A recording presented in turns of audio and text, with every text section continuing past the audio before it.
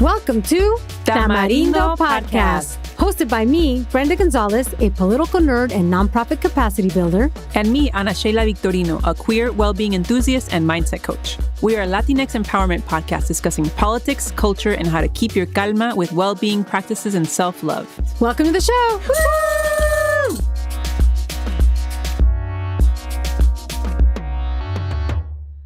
Hello, Tamarindo Podcast listeners. Welcome back. ¿Qué tal, Ana Sheila? ¿Qué pasa? How are you?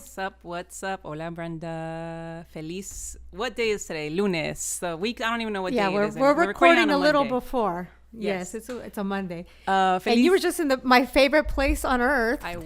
Tell folks where you were. So my first visit to San Luis Obispo, which for folks that don't know, it's on the central coast of California. It's maybe 3.5 hours away from LA. And it was so cute. It was so cute, Brenda. I followed your suggestion and I had a brunch at the Madonna Inn, which I know you've talked about it so many times. So maybe tell folks about the Madonna Inn, because I feel like I will not do it. It's just I just love it. I'm curious about your opinion. It's if you are driving off on the 101, you'll see this looks like a Barbie plate, like a Barbie house. It's all pink and kitschy. But what did you think of it?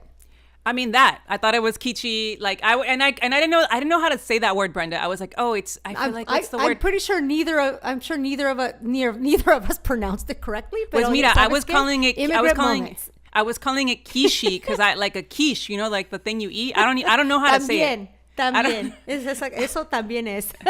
I don't know Anyways, how to say it. It looks like your grandma's house, going to grandma's house, but pink and beautiful.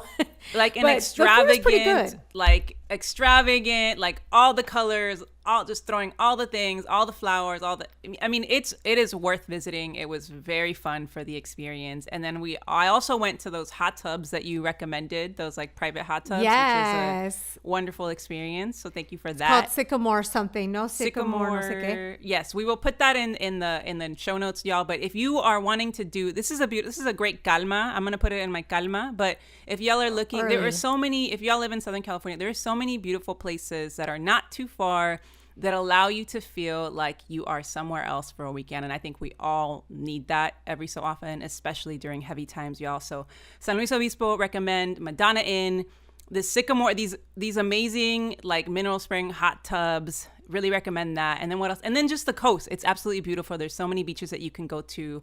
I went to Montaña de Oro, Brenda, which I think you may be familiar with as well.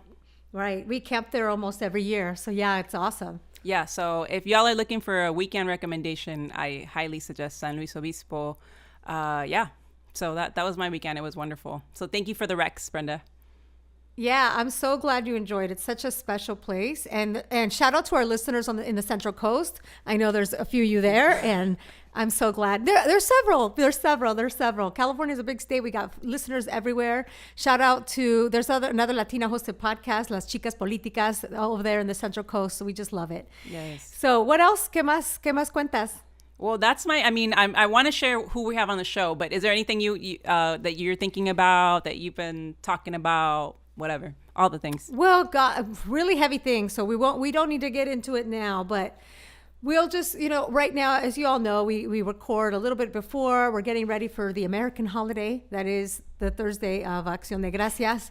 So you will hear this a little bit later, but we all know that it is, the origins of this holiday are of course toxic, but if we could take away at least the moment of pausing and gratitude, I want to call in that gratitude and just say that we're really grateful to all of our listeners for your continued support, for always tuning in, for sharing and tagging us in opportunities. It's just so nice to be able to reflect on how many years of this podcast that we've put together, and you all have been there. So I just want to say gracias. Y gracias a ti, Ana Sheila. Oh, qué cute. Okay, pues our guest today on Tamarindo is Julissa Prado. She is the founder and CEO of Rizos Curls, a line of curly hair products that she started in 2017 and has since then skyrocketed.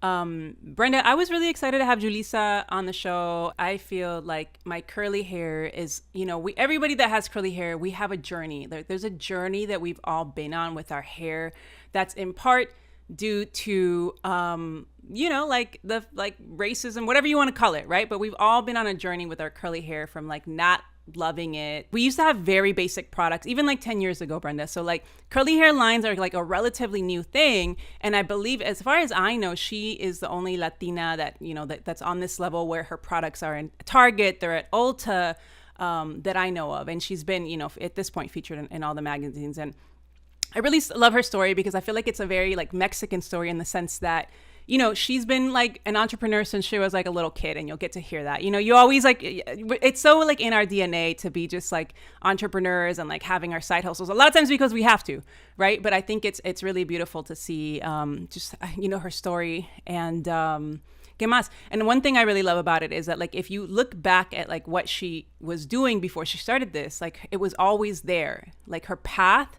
Like the fact that she was going to start this, it was always there if you really looked at it. And so for me, that was kind of a reminder, y'all, to stay close to what are the things you really love, because if you really pay attention, And I think she's a really great example of that, of like listening to yourself, of like family. So I love her story, and I'm excited for y'all to listen to it. And we are offering y'all a discount code of 10%. The discount code is Tamarindo in all caps, so y'all can get a little discount on some Rizos Curls products. Excellent. All right, let's hear it. Let's listen. Tamarindo amiguis, I'm so happy to be joined by the amazing Julissa Prado. Thank you so much for being on Tamarindo. Thank you for having me. Yeah, so girl, I have to tell you, this is a long time coming because I've been, as I shared with you, I've been following you for years. I got to meet you several years ago in person, and it has been so inspiring, so amazing to see what you've built con Rizos. It's been a wild 5-year ride. Yeah, I believe it. And I'm excited to hear a little bit more and have the listeners hear a little bit more about what that's been like for you. But I want to start because I feel like whenever I meet somebody that has curly hair, I feel like it's kind of like when I meet I'm queer, when I meet another queer person, like sometimes we're like, so how'd you come out? Like, we're always como, okay, what's your coming out story? And I feel like it's kind of similar when I meet folks, otra gente with curly hair. I'm like, so what was it like, when you like, how did your relationship start? Right? Because like, so for me, my hair wasn't curly when I was born, right? Like it started getting curly, like wavy when I was 6, 7, and didn't get full-fledged curly till I was like almost like, like a preteen. Entonces it's really interesting. Like we have different. I know puberty was like, all right, girl, you're about to get kinky. Yeah. Entonces I feel like we all have a different story to our curly hair. Curly hair can look so many different ways, textures, as we all know. And our relationship is also different, right? So I'm curious, what's your curly story?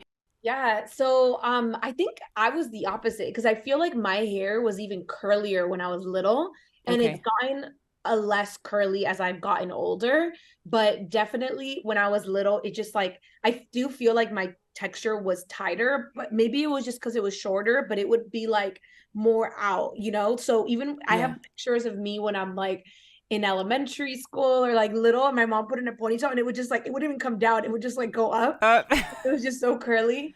But yeah, so I was like that, I think the many curlies kind of have a similar story where they went through phases of like them hating their hair and then doing everything they could to not have it curly. And for me, that started when I was around 10 years old. The first time I got my hair straightened, my cousins put my head over an ironing board with like a clothes iron, and they like ironed it straight because back then flat irons weren't really a thing because they were like new and they were really expensive. So my cousins and I, they still wanted to like be, have all the latest technology, but they got really creative and they're like, with a clothes iron it is. So I just remember them straightening my hair, and I remember. ¿No te quemaron? ¿No te quemaron? It went okay? I was chilling. I was happy. I was like, okay. Like I was very down. And I remember when they finished, I just remember for the first time in my life, I got so many compliments on my hair. Like I had never gotten compliments on my hair. And then for the first time, I was, I think 10 is like such a age where you're kind of like insecure, you're trying to fit in. It's a very transitional phase in a kid's life where, you're, at least for me, like I pretty much stopped growing around like 11, 12. Like puberty hit me early. So I was like in that weird awkward stage. So I remember me thinking, oh my God, my hair is so long, it's so shiny, it's soft. Like I just like fell in love with my hair straight.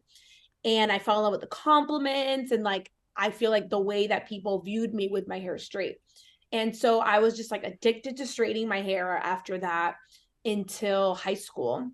And then in high school was when I then began my journey of trying to learn my hair. And it was mainly because my little side hustle back then was to do hair. And I remember like doing like updos, or during homecoming and prom season at school. I would do like updos or even straighten or like curling iron curls for like the seniors when it was like dance season. Wait, I want to stop you real quick just to say that I feel like whenever I meet entrepreneurs, they've had a little hustle since they were like little kids. Oh, even before that, like I've always been that person. And it's really interesting because I even see that with my dad. Like my dad told like his story of his first like technical job was when he was around 10 years old. And he really, because he grew up in like a very rural rancho in Mexico, and they only had like huaraches, and it was like hand-me-down huaraches that like they made themselves. And he really wanted shoes, like because like the kids, the older kids, like he would go into the city sometimes and go to like school or play with them, whatever. And then he was like, they would all make fun of him because he was only huaraches. So then he really wanted his first pair of shoes. So then he like, I don't know how he was able to maybe borrow the money or get money, I don't know how, but to buy a shoe shiner box. And he started going to the city and being a shoe shiner. And his goal was to buy himself his first pair of shoes. And he did it by becoming a shoe shiner.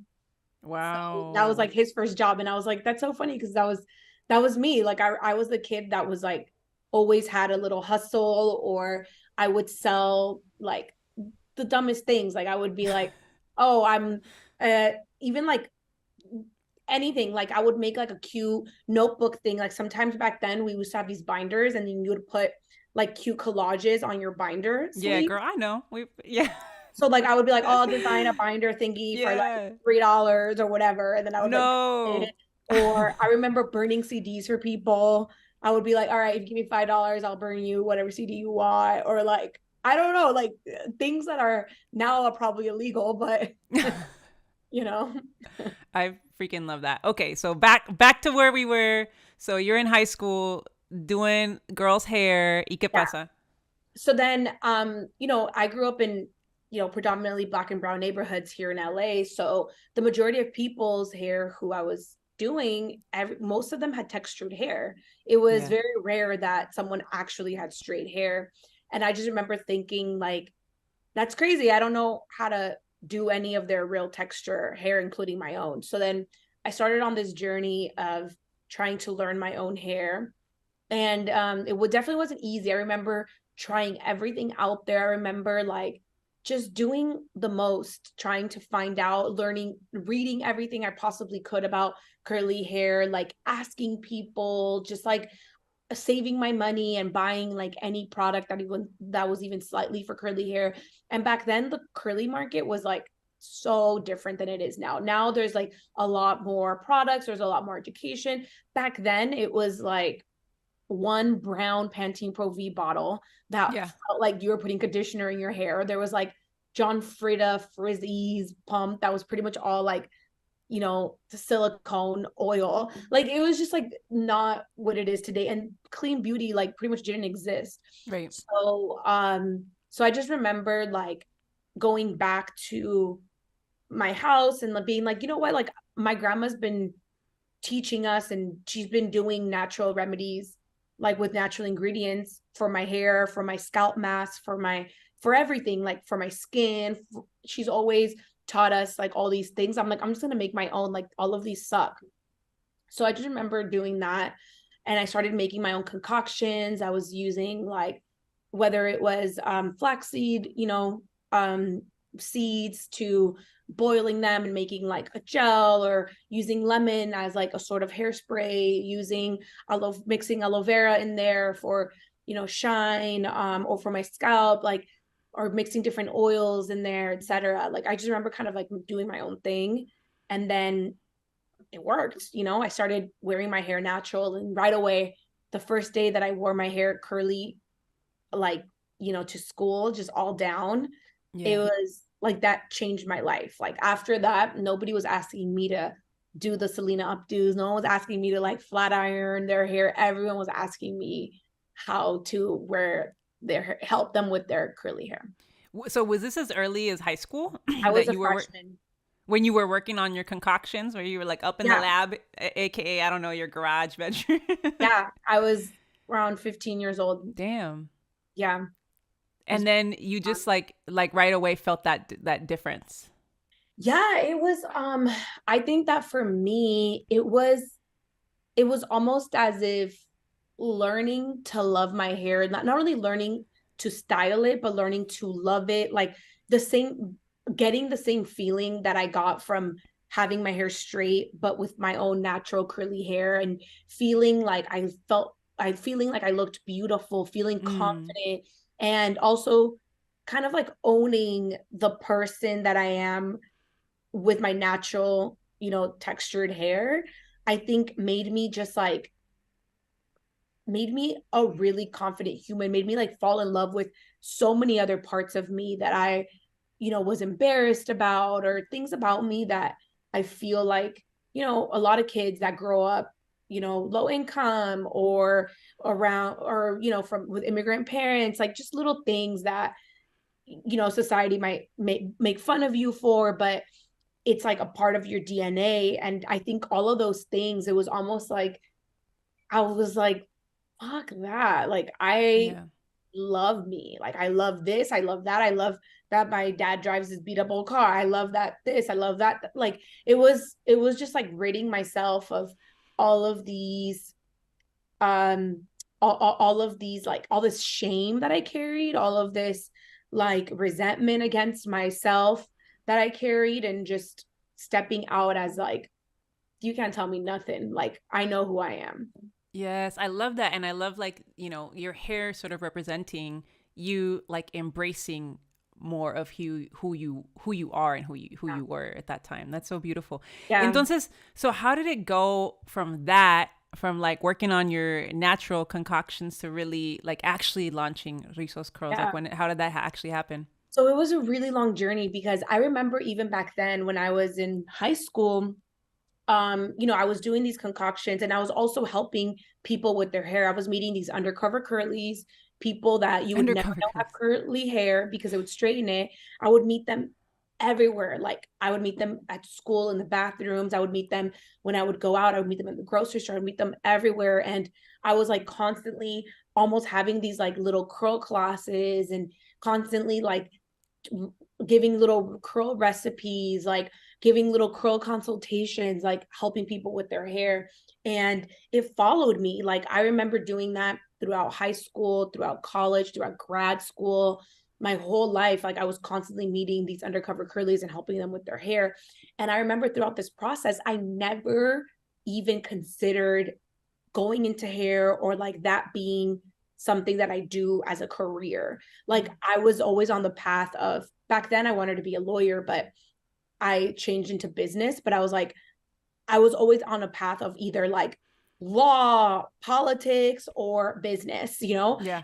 And it's really interesting, because I remember going to these like lectures when I was in school, especially in college, or like going to watch entrepreneurs speak. And like, I remember watching like the CEO of FedEx, and like all these like Fortune 500 companies, and them talk about how do you find your passion, and like how when you in order to be successful, it's like you kind of have to really love what you're doing, whatever. And I remember being like, what do I like? And it's like slapping me in the face. Like, what is that? Slapping me in the face. Like, what's my passion? Slapping me in the face. So it took me really long time. It was like a 10-year journey for me to finally realize that's what I'm supposed to do. And I also feel like I didn't consider it because it was like too good to be true. It was almost like this really special thing that I genuinely did from my heart. It genuinely did because it was something that it was almost so pure, like that relationship that people have with their hair and helping people on that journey was like something so pure and beautiful and like innocent that um every single time I just it was just so rewarding, not just for me but for them as well. So I was like, how do you like, I almost felt like I was like taking advantage of it by making it into a business. But I always didn't think it could happen. So it wasn't until I was already in grad school, I had graduated grad school, and I went to my brother, who's always been my right hand man, who's like the older brother that, you know, as a little kid I always like looked up to and thought he's just the smartest person in the whole wide world, even though he's only about 3 years older than me. I just remember going to him and kind of telling him about my idea of like making my products professionally. And my main reason for it was because it would get on my nerves that people would mess up the formulas, like people wouldn't like make the concoctions correctly, or they would like, or they would go bad really quickly, or they wouldn't refrigerate them correctly or whatever. And I just remember him, he's a Scorpio and he's just like such a skeptic. Like he will like, he's brutally honest. Like he is a hard person to please. I just remember him coming back and saying like, you have to do this. You have to do this as soon as possible. Like, I'm going to help you. And like, you can't not do this. Yeah. Wow. So what did those early days of Rizos Curls look like? Very DIY. But so the very first week that I remember like even opening the website, which Yeah. I didn't even do a full launch, like the full on launch with like everything set up was October, but I did kind of like a soft launch just to like test the waters earlier. I think it was like August or September, just like a little bit earlier. And what year is this to like play? This was Kind of place it? 2017, so 2017. 6 Okay. years ago. Yeah. um just to kind of like test the waters and see if there was a Yeah. market out there. And it was just so crazy because I remember that very first time that I just like posted, because I was already posting on my own personal platforms like curly education stuff, just Yeah. like things about curly hair and how to style it, etc. But I remember for the first time like posting that I was making these formulas and that I was going to be selling them that week or whenever it was. And I just remember as soon as I posted the website, that first weeks we were receiving like hundreds of orders. And immediately it wasn't something that was like, because I genuinely thought that I was going to be that person that maybe I'll get an order every other day, and then I'll like on the weekend I'll go to like farmers markets and like sell the product there. And then like I thought it was going to be like it's going to be slow and hard to push. But it was the complete opposite. And the main reason was because the first few orders were people that I had helped with their hair in the last 10 years that I had forgotten Yes. about. And they were ordering, and on the orders, there was like, you could write comments. Yeah. Say like, hey, I don't know if you remember me, but when we were 18, I met you at the college fair and you helped me with my hair in the bathroom. And I've been doing my hair curly ever since. Like, of course, I'm going to buy your products. Or like, oh, I met you in the elevator at the UC student conference and you took me back to your dorm and you did my hair. And I've been wearing my hair curly ever since. Like, it was Girl. So crazy. you've been like, you were community building since you were a teenager. Like you were You know, setting yourself to do this for before you even knew it, right? yeah, literally. And it was dumb because I was like, didn't make that connection until like I was receiving those orders. I was like, oh, I've been doing this my whole life. Or like Yes. there were so many moments in my life that didn't make sense when I was doing it at that time, or I just did it because I felt like doing it from the heart. That 10 years later, 5 years later, at the moment that I needed that, or that it was almost like that was the moment that it was like a full circle that I realized like, oh my God, everything happens for a reason. And I think that one of my biggest qualities that have helped me on my entrepreneurial journey and my life journey is that I am very intuitive. And by being intuitive is not necessarily just like listening to your heart and listening to your signs. It's actually putting them into action. It's actually listening and honoring it and doing it. Do you know what I mean? Like I feel like sometimes people will say things like, oh, well, I thought that, or that was my first instinct, or whatever it is. But I'm incredibly like simple. Like I think, I always say that the same quality that can be your downfall can be your greatest strength. And for me, it's like I'm kind of simple minded in that, like, I don't think too deep into things. Like as soon as I feel it, if it's not something that's going to do harm, I'm like, I honor it. I'll be like, okay, like, okay. I kind of just like really lead with that like little voice inside me.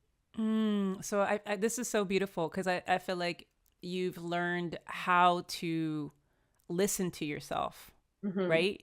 Which is like, that takes work. Like learning to actually create the space to listen is already like a big skill, right? And then on top of that, learning how to listen and then how to take action, like the next level is like what if it sounds like you've been able to sort of like just master in a way. And it actually kind of leads into my next question because, I feel like a lot of Latina folk, we're very entrepreneurial, right? Like you've been doing this, like been entrepreneurial since you were like a little kid. So, I feel like we're a lot of us are drawn to that. We have different things, different hustles that we're exploring. But, a lot of folks, their hustles don't ever expand beyond like, little mom and pops. And I think, for some people, it could be because they actually want to keep something small. But I think for a lot of other folks in our community, it's for many reasons, right? They don't access to capital, which could be related to discrimination, education, network, whatever, right? So I'm curious, like from your perspective, can you share maybe one or two things that you felt like have helped you personally kind of, because when I think of you, I feel like you've sort of reached that next level, right? Like your products are in stores, you have, powerful collaborations. Like I feel like you're kind of at this next level now. So I'm curious, like maybe one or two things that have helped you personally sort of get to the next level, which I feel like you kind of were touching on now. And then maybe like from like a business perspective, like so however you want to answer that, but just a few things that maybe have truly helped you kind of get to this next level. So I think that the secret sauce genuinely from Rizos Curls is the fact that like with any business, yes, you need like the heart, you need the passion, you need that like creativity, that like type of person that is really the heart of the brand. But then at the same time, equally as important, you need the person that's completely opposite and is not looking at the heart, is not looking at any of that. They're looking at the numbers and they're looking at the ROI and they're looking at budgeting you and setting goals for you. And for me, it's my brother. So for me, I think that like my brother and I are the complete opposite humans. Where I'm emotional, he's unemotional. Where I'm like lead with my heart, I'm reactive, he's the complete opposite. Where like, he'll lead with like a logical A and B have to equal C kind of vibes. I'm more of like magic can happen, like expect the unexpected, but I think that because we are together, it works because sometimes magic does happen, but then sometimes you do need to limit that, limit things and kind of like create a space where it's like you can safely let magic happen. You know what I mean? Yeah. So like you need the heart to create, to cultivate. You need something a little bit different to perhaps scale, right? Or to, So you definitely need that, but you 100% need this other person that is just as much control and that you trust and that is almost going to be like that person like kind of pushing back on you and being like, no, no, no, don't spend that much. Or like, okay, you can do this, but like, how much money is it going to make you or whatever. So, and I think that for me, it being my brother, it's like we butt heads all day. Like at work, we're constantly like, I'm like, oh, we want more money for this. Or it's like, he's like, what's the ROI? And I'm like, it doesn't need ROI. It's about the people or whatever. Yeah. And so like, he kind of controls it in a sense where it's like, he'll let me have some moments of these. He'll be like, all right, so we'll budget in 2 hour forecast these 2 moments of these, but then every time you hit this goal, then you can have one of these. Every time you hit this much, then you can do that. So it's almost like because if it was up to me, it's almost like I'm so hard that I feel like I would probably like give everything away. Like I would be like, everybody, you get a car, you get a car, you get a car. And then so Tony is more so of like, all right, we can give one car if first you're going to work and make this much money. And then we're going to give one car. And then when you make this much more money, you can give another car. So I think that, and he's just so tapped into the financials. I mean, he obviously like updates me and he gives me these like goals and budgets, etc. But like, he is like incredible. Like he looks at the financials every single day. Yeah.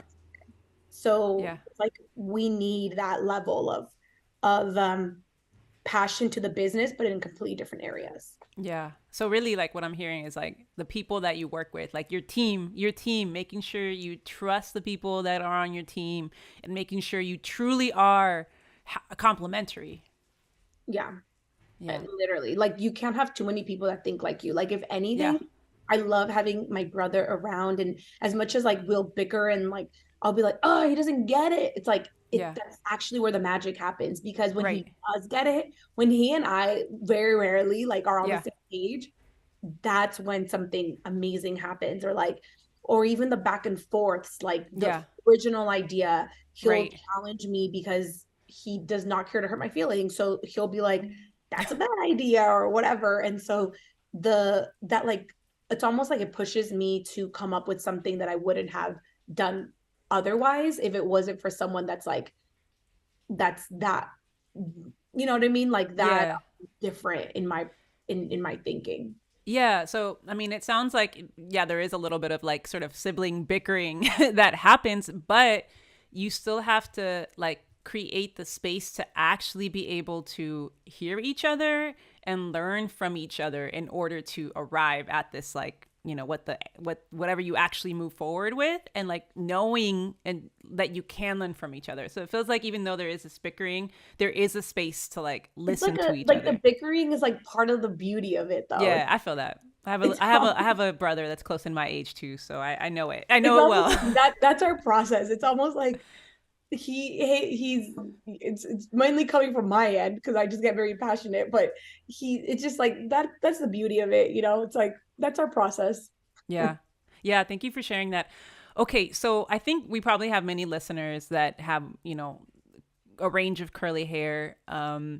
What, like, if folks are like really trying to maybe play with their hair for the first time, and I know I've been doing my hair, and actually it's funny because I was like, damn, I'm doing this interview with Julissa today and I didn't do my hair today. So like today, this is like when I put it up like this is like my, like, it's like second or third day, and like it's not looking like, this is like my right before I'm finally washed it kind of exactly what you mean.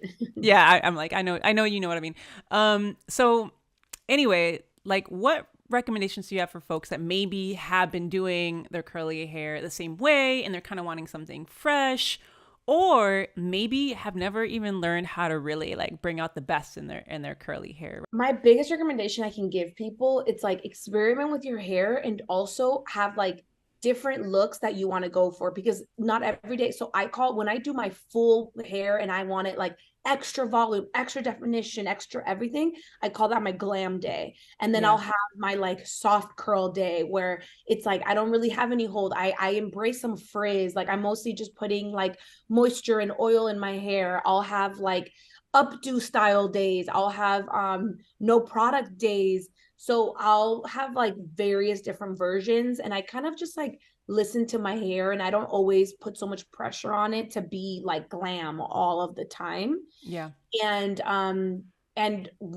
so my main recommendation to like better understand what your hair needs, what it wants, is to do no product challenges. And what I mean by that is like, I feel like sometimes with curly hair, we're afraid to see what our hair looks like if you just wash it, right? Get out of the shower, you tangle it, and then you just let your hair dry naturally with nothing in it.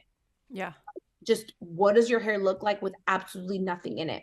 And I think that I went years without even knowing what my hair looked like in that state, because I would always like do my hair right away and like, you know, put all this stuff in it to make it look perfect. But that wasn't allowing me to see how my hair was changing, what it needed at the time. Is it naturally drier? Is it naturally like, you know, is it dead in certain areas? Does it need a trim? Is my hair, are the masks that I'm doing actually working and like making my hair more moisturized? It's almost like, it's really, really interesting when I do a no product challenge every month. And especially in the beginning, when I was like, wanted to better understand my hair, I was taking a photo every month, like whenever I would do these no product challenges. And it is crazy how different your hair will look. And it'll, like, for example, in a month, I would be like, okay, this month I'm going to try doing a deep conditioning mask every week and see if my no product challenge looks differently. Like it literally does. It'll be like, I'll see less frizz in certain areas. I'll see more definition. I'll see the ends will look different, etc. So I think that I really recommend deciding how often you want to wash your scalp, how many times, how much moisture you want to put in your hair, whatever you do, by assessing what your hair looks like with nothing, just like the base of no product, and then looking at your hair and being like, all right, does your hair need definition? Does it need moisture? Does it need hold? Does it need volume? Like, what is your hair naturally asking you for? Yeah, I love that. And so when you do the no product challenge, so are you like still drying? Like, what's the sort of like, how do you let it, like, are you still trying to, or No, you just so let it, like, don't do anything? Yeah. Give me the actual, yeah. Okay. So I'll go into the shower, I'll like shampoo like normal, and then Yeah. I'm obsessed with our vitamin C hair repair mask, so I'll use that in the shower Okay. to detangle, because it also has a lot of moisture. So it's just like a great, if you're not going to put anything in your hair, it's just a good mask to use. So anyway, so I'll detangle, and it's a good one to detangle when your hair feels like, oh my God, it's going to be impossible to detangle. So anyways, Yeah. I'll put it in my hair and I'll detangle really good in the shower, and then I'll wash my hair, you know, rinse it out. And then Yeah. when I get out of the shower, I'll detangle one more time, Yeah. either with my fingers or with a brush. Yeah. And then I'll just let it sit like nothing. I'll Yeah. like Nada. slightly dry it with like a microfiber towel a little bit, and Yeah. then just nothing, and then see what happens. Okay. Gotcha. Okay. And what was that? What was the name of your product that you do use though in the shower? So my main wash day routine that I'm like obsessed with is using the ACV rinse, the apple cider vinegar scalp and hair rinse. Mm-hmm. So it's a water based, so it looks like a liquid, and then once you pour it into your head and you know start moving it around, it foams. It goes from liquid to foam, and it has apple cider vinegar that is a pH balancer. So whether you have dry or oily scalp, it balances it to be right in the middle. And it also just like it has niacinamide in it, which is one of my favorite skincare ingredients for moisture. It has black tea kombucha, it has green tea extract, it has rice extract, it has lemon oil. It just has like so many amazing ingredients that are gonna be really good for your scalp and your hair. And then I use that as my shampoo, and then I'll use the vitamin C hair repair mask as my conditioner. And I usually leave it in my hair at least 5 minutes in the shower, and then I'll detangle and rinse it out. Okay, beautiful. Okay, well, I was going to ask you to share this later, but since we were on the topic, so do you have, for folks that are like, you know what, like wanted to try out maybe different like styles, like where can folks go for some, you know, like like a little guidebook or you know, different styles they can explore? Yeah, so on our website, if you go to Curl Education, we have a lot of blogs in there teaching you about, you know, whatever it is that, you know, your hair needs. We also, on our social media channels, we have a lot of amazing videos. You can also contact our team, whether it's via email or on social media, for any help. And also we have a discount code for anyone that wants to try our products and, wants to try it out. It's a Tamarindo, and you get 10% off. So that way you can, try it out. We also have like travel kits and, stuff like that to introduce you to the brand. Yeah. And I love that. there's you can come and watch any of our videos. We have like step-by-step help. Beautiful. I mean, like, I feel like we could go into it forever. So like, please check out the website, y'all. I'm excited. Like, we're gonna have curl classes soon. So follow us on Instagram. We're gonna be announcing our curl classes.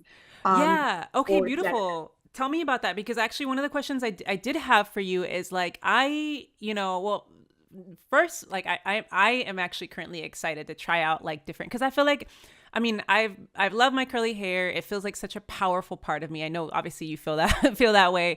Pero I've been like, you know what? Like, I want to try, and I've been inspired by like how the growth of just like the curly hair community, and seeing just how many different things people do. I'm like, I know that like if I do different things, I can get different outcomes, and I would love to just be more playful with it, because I do absolutely love my curly hair. It feels like such a big part of me. So I'm not really interested in straightening it. That doesn't feel like, when I've straightened it, for some reason I feel kind of like body dysphoria. Like, it doesn't, like, for real, like, what's that? You're like, who's that? Yeah, and I don't feel comfortable. However, like, I'm like, I know that I can still be playful with my curls, and that they can look different. Anyway, so I'm excited to like check out your website and like try different things. But the other thing is that like I would love to connect with other curly people, and I was gonna ask you if you have like IRL events coming up, like community. I know, I don't know if you're familiar with Ava Pearl. Oh yeah, you probably are. So she just had like a CurlyCon event, and I'm like, that's so cool. And I'm like, I wonder, it would be beautiful to see like an event like that, like where centering Latinas as well. Totally. So we just finished like our last round of curl classes, but like it literally goes by really fast, because the first batch we had them in different cities like New York, Orlando, Miami, LA, Houston, and it sold out in like 3 hours, and it was free tickets, but it was just like, it literally hit capacity very quickly. So definitely follow us on Instagram, because the next time we're going to be announcing it is probably going to be next month, and all the classes are probably going to be through like in January for the most part. So yeah, and we're going to do them in a bunch of different cities again. So make sure you follow us. And then also we do have field reps at Ultas. So most Ultas will, especially in like the LA area, in all the metropolitan areas like New York area, LA, Florida, etc. We do have in-store reps that are with the brand and will help you with like curl consultations when you go shop at Ulta Beauty. Amazing. I didn't know that. That's awesome to hear. Okay, pues I want to ask you the questions that we like to end our interviews with, our matraca, our basura, and our calma. So however you want to start, whatever you want to give a matraca to, a shout out to, put in the basura, and also what's giving you calma. So the matraca, I would say the holiday spirit. Like I am that little kid at heart that I'm just like, I love the holidays. I love when it starts. Like, I love like decorating my tree and like figuring out presents for my family and watching all the little movies and wearing pajamas and having pajama jams. Like, I just love, it just puts me in a really nice mood, and I'm really close to my family, and we always have a really fun time, family get-togethers during the holidays. So that's something that I'm just so excited about. Yeah, I can see your little twinkly eyes just speaking about it. And also you have a big family, no? Or am I making that up? Huge. My dad has 13 brothers and sisters. My mom has 11. Okay, that's what I thought. Oh my God. I thought I had a lot, but you took me out of the water. Just in LA, I probably have over like 100 first cousins, just first cousins. That's wild. So I'm surprised you even get work done. Like, you don't have like a party like every single weekend? Like, I literally, and every time we get together, it's like my boyfriend Daniel, he was like, the first time he came to one of our family parties, he's like, this is a festival. Like, I thought it was gonna be like a casual backyard thing. He's like, there's 300 people here. Like, he's like, there is a band. There are two bands. Like, so yeah, my family's like massive. Damn. Well, I hope to maybe at one point experience a Prado family like big party. Like I don't. We actually kind of threw one outside of Ulta when we had our curl class last time. Oh, In the amazing. city. We brought like a banda and all the Prados came, and it was massive too. I love that. Okay, so what's going in la basura? Basura is probably all the violence going on in the Middle East. I think that's Yeah. really heavy for everybody watching and just following, and it's just so heartbreaking to watch. Yeah, I agree. Yeah. And the last one is what brings me peace. Yeah, what's bringing you calma right now? Like what's helping you just kind of get through the days, like, stay grounded? So I get really excited and look forward to moments where we can, with our team, kind of like celebrate each other and have like nice moments with each other. And today we're actually going to be having like a team like dinner, like Friendsgiving slash like celebration with our full team. So with like the warehouse team and like anyone that we worked with this past year. So I'm so excited about just being able to kind of celebrate our wins together. That's beautiful. I love that. Okay, pues Julissa, before I let you go, is there any last thing you want to share, something you're excited about, or anything you haven't shared about where people can find you or what you've got coming up? Anything? So you can find Rizos Curls at Target, Ulta Beauty, and on rizoscurls.com. And feel free to use the 10% discount Tamarindo when shopping at rizoscurls.com. Beautiful. Pues Julissa, it's been a pleasure. I really have loved to see what you've been doing the past, 5-6 years. So congratulations on everything you've done. Thank you so much. I truly appreciate it. All right. Take care. Bye. Hasta luego. Well, I hope y'all had a lot of fun listening to that conversation. I know I had a lot of fun talking to Julissa. And remember, y'all can use your discount code Tamarindo for 10% off any Rizos Curls product. But with that, I would love to get into our matracas, basuras en calmas. So Brenda, what are you giving your matraca to this week? My matraca goes to limited series. So shows that are just 3 episodes, maybe 5 episodes, maybe 7. I am really appreciating limited series. Couple that I recently saw that I thought were really good was the David Beckham limited series documentary. That was really, really, really good. It was fascinating. I had seen it, pop up on Netflix, and the previews almost made it seem like it was going to be sort of like a Kardashian sort of experience, like a little it has nada que ver. Like that little snippet of their little like dynamic was like literally just that. It's a real deep dive documentary of the life of David Beckham, who was destined to be this great player, and all of the gauntlet that he went through with especially with the British media. And it's fascinating. I think y'all should watch it. If you all are like me that just recently listened to the Britney Spears book, or kind of coming back to this, and if you're a fan of The Crown is another example. Just kind of like we're looking back at the late 90s, the early aughts, and how the paparazzis and the media was just so relentless to, even though they're filthy rich, these are human beings. So I really highly recommend that limited series. I highly recommend The Crown. That's not a limited series, but I just love The Crown. And then because I was kind of on this kick, I also recently watched the Robbie Williams limited series. Basically the same idea that the paparazzi and the UK press is cruel. So yeah, I just want to say matraca to limited series. That's about as much time as I'm interested in watching you, and it's perfect. I love that, Brenda, because I don't watch too much television, but and when I have seen series, I'll finish maybe 1 season or 2, and after that I'm kind of done. I'm like, okay, cool, I got the gist.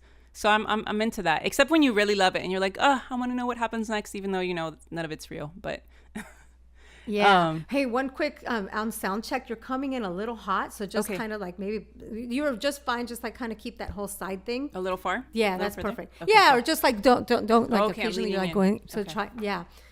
Okay, cool. All right. So Ana Sheila, cuéntame, what is your matraca? My matraca is I've been loving seeing less misogyny when it comes to women's basketball on social media.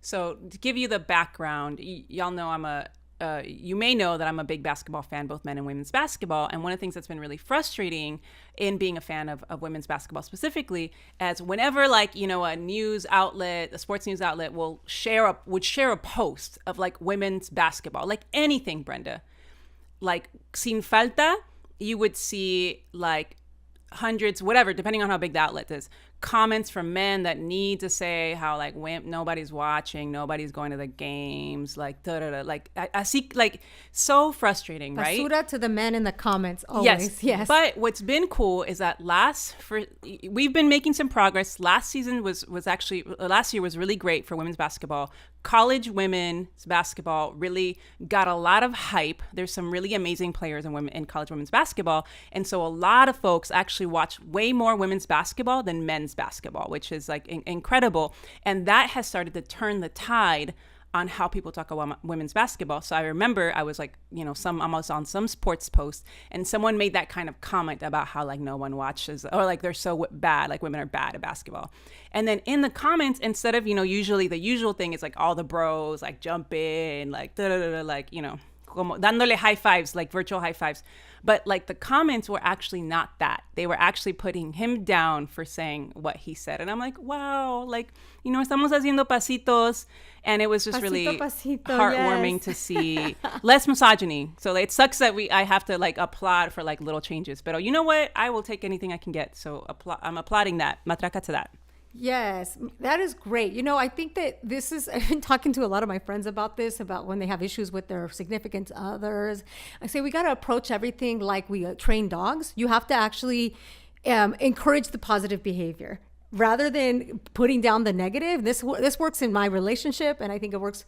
I don't know if it crosses genders, but I think it works really great on men. I don't know if it also works on women, but literally praising the good stuff rather than keeping to nagging the bad stuff. Then that's when there's progress. So here's an opportunity for us to like, bueno, un poquito. Let's give the men a little treat, and maybe that'll encourage more. And I think that just like makes sense. Period for anybody, right? Like shaming someone to do better doesn't usually work that well, right? Because there's so many things. So let's applaud the little progress for anybody. So I'm into that. What about your basura, Brenda? What's going in la basura? My basura. This is a real deep one. Get ready, buckle up. It is the green gummy bear. What is the point of the green gummy bear? Nobody likes the green gummy bear. It is terrible. So a la basura to the green gummy bear. What is even the worst is when you get a little packet of gummy bears and then all you get is mostly greens.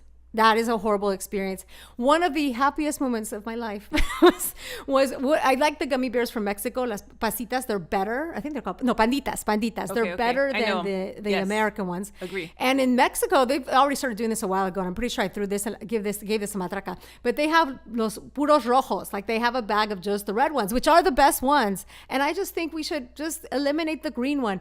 I don't think anybody really likes the green one, so basura to the green pandita. That is hilarious. What about you? So wait, Sheila? So you're a big gummy eater is what I'm getting. Like, what kind of gummies do you buy? Like, I love them. Well, I love panditas are great. I like worm gusanitos. I like what are they? I think it's a German brand. Harboro. I don't know. Whatever. But that's the kind I like. But this specific thought was inspired by, on my last day in Mexico City a couple weeks ago, I was proving the point that panditas are better than the American gummy bears. And so I bought a bag of panditas that had a bunch of individual bags of panditas, and Jeff and I have been eating them all day. Anyways, I got a bag that was mostly green, and I was like, you know what? Nobody likes the green ones. This goes in la basura. So there you go. What goes in la basura for you? So what goes in la basura for me this week is the new president-elect of Argentina, Javier Milei. I'm new. I wasn't really following his profile or his rise to fame and now, presidency. But this morning I woke up at like 5:30 and I saw that, this guy is going to be the new president. You woke up at 5:30. That's the news. I know, but I was in bed. Mira, wow. Brenda, I wake up early sometimes. It's just actually getting out of bed. I tried to go back to sleep. I couldn't. And so I decided to read the profile of Javier Milei, because I'm like, who the fuck is this guy? Turns out he had a very similar rise to Trump in the sense that very much an outsider, has been on, shows for a few years where he's just saying like really wild things. Super weird guy. But like if y'all have not been following what's going on in Argentina, they've been they are experiencing extremely high inflation, where I think up to 40% of the population is technically living in poverty. I don't know how that's defined, but like that's a stat that I read. So they're having, I believe their inflation's like 100%. Like it's really bad. Extremely high. So Argentinians are having a really tough time. So what it seems like, the other candidate was a center left candidate. And so I think folks just voted for like the most, this person hasn't been in politics. The other candidate is a long time politician. People were saying he's corrupt, etc. So it sounds like he was kind of elected as like people are just desperate for something different. And this guy is wild, saying he's going to cut everywhere. Unfortunately, he is a far right libertarian. And so y'all can imagine what some of those views are. So it is very concerning.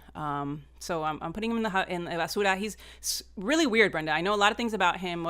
Also, he has this dog that died, who he thinks was helping him like sort of like plan his vision for the country. His dog died, Brenda, and then he cloned him to he has 4 other Mastiff dogs who he's like cloned. A villain story. And they are part of they're a part of him, and he doesn't think that his dog has died, but this dog is still with him and helping him make decisions. So he's a really, really weird guy. He called the Pope something horrible, like something really, really evil, because, as if y'all are not familiar with the Pope, but the Pope is a more progressive. I mean, he's a Jesuit, so Jesuits are more about social liberation. He's more down, this guy. I mean, the Pope cares about, and all that means is like what I think a spiritual leader should be, right? Which means that you care about the world's beings, including the climate, including immigrants, including the most under-resourced. I'm like, that's what a spiritual leader should be. But like, folks want the Pope to be a capitalist. Like, people are calling him all types of things, which is wild to hear. But anyways, this guy's going la basura. I'll stop there. Y'all can read more about him, because there's even weirder facts about him that y'all can read about. He takes a chainsaw to his I events. did see that. Yeah. Yeah, no, he's terrible. Everything you're describing. When I went to Buenos Aires in March of this year, one of the things that was really striking is there were a number of protests, but one of the biggest ones that we saw was a huge pro-life protest with a gigantic float of a fetus.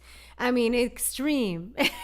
So I'm not entirely that surprised that this person was elected. The other thing that this makes me think of, another callback to another limited series on Netflix that I got into, was about a cult, this online cult that still exists. I think it's apparently there's so many active cults. It's very easy for people to be manipulative and manipulated. Yeah. So many people fall for cults, and this person, when everyone's feeling in Argentina, when people are feeling so frustrated, it's when these sort of cult-like leaders can emerge. Anyways, basura. Yeah. So how are you countering that? What is your calma? My calma, I've been asking, and maybe I've shared this before, I'm not sure. Pero it's something that's been kind of present right now is I'm trying to ask myself, what is the most loving thing I can do? Like, I ask myself that question. And to me, that means being as honest as possible and kind and also true to myself. And like, that's been giving me such like direction in a lot of decisions. And I think what that also means is that like sometimes the most loving thing doesn't mean it's like the easiest thing to do. It also isn't always nice, right? Because I think sometimes nice means being not true to yourself, right? And kind is being, treating people with respect, but also being honest with yourself and with others. And so I feel like that's been the question that I've been asking myself in light of a lot of like decisions that I have to make. And so it's been really helpful. What is the most loving thing? And that never steers me wrong. So that's been giving me a lot of calma. What about you, Brenda? Great. What is giving me calma is an announcement, and that is that I am adding another location for where I can bring my high intensity interval training, my HIIT class, which I decided to call it Brenda's full body HIIT class because it is a full body workout in 45 minutes. And it is now coming to a fantastic space called Everybody. It is a really inclusive, radically inclusive gym in Los Angeles that in addition to just, I've been attracted to this gym and been wanting to be a part of it for a while. I was extra excited just to see how boldly they are for a free Palestine. I mean, they're beyond a gym, right? There's a clear value that aligns very much with Tamarindo's values that is front and center. So I'm super excited that I'm, in addition to teaching at Heartbeat House, which is a beautiful, special place, now I'm also going to be teaching at Everybody, and that's going to start in December. It is going to be Wednesdays at 7 a.m. I will put a link in the notes of this episode, but also there is even more connections between Everybody and Tamarindo. Ana Sheila, tell us what you're doing with Everybody. Well, yes, small world. And of course, I love these connections. So I'm actually part of a queer wellness event that's happening on November 30th. It's hosted by LAist, their queer LA series, which is wonderful. And it's basically a wellness event. We're going to have, everybody's also going to be on this panel. We're going to have a panel with different queer wellness professionals. And we're going to have DJ Von Kiss doing some music. We're going to have Dear Mama LA with some plant-based food. So I think it's going to be a really fun event, 7 p.m., November 30th at the Crawford. Hope to see a lot of y'all there. Yeah, so tickets to that also in the notes of this episode and on our social. So yeah, very exciting things. And with that, I think as you all are listening to this, it'll be after the day where we all think about gratitude. But once again, we just want to reiterate that we are grateful for you and very grateful to those of you that take the time to rate our podcast 5 stars and take a little extra time to write a positive Apple Podcast review. Y'all, this is the currency of podcasts. It really means so much to us. So if you could take that time, it would be amazing. What do you want to leave our listeners with, Ana Sheila? That's it. We're feeling so much love for y'all and appreciate however y'all can show us some love back. So, hasta la próxima. See y'all soon. Hasta la próxima. Yo, pon tu suéter. Ciao, besos. Bye. Bye.